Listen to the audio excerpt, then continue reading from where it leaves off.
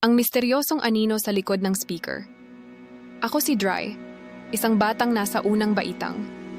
Nakatira kami sa probinsya, malapit sa kalsada, at napapaligiran ng mga puno ang likod ng aming bahay. Isang araw, nagpaiwan ang dalawang ate ko para samahan ako dahil may lakad si Mama. Nang dumilim at hindi pa rin bumabalik si Mama, nagutom ako. Pumunta ako sa mga ate ko na nagkukwentuhan sa kama. "Ate, gutom na ako. Wala pa si Mama." Sigaw ko. Sumagot ang panganay kong ate. "May kanin at ulam sa kusina, Dry. Kumain ka na muna. Mamaya na kami kakain pagdating ni Mama." Habang papunta sa kusina, napansin ko ang isang malaking speaker sa sala.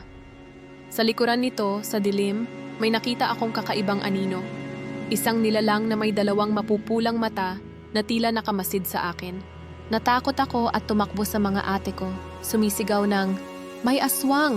May aswang! Nagpupurola it mata adto hit likod hit speaker nagtatago hingulaw dito hit portahan."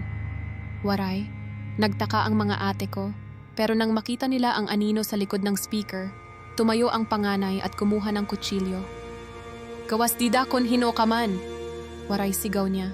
Pero lumipat ang anino papunta sa isang jacket na nakasabit sa dingding. Nagyakapan kaming magkakapatid sa takot.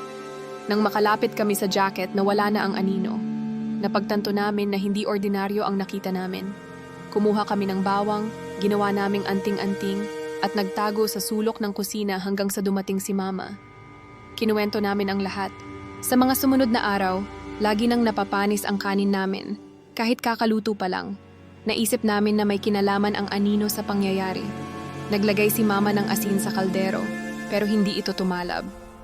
Kaya naman, nagsagawa siya ng ritual, nagwawasiwas ng itak habang nananalangin sa waray.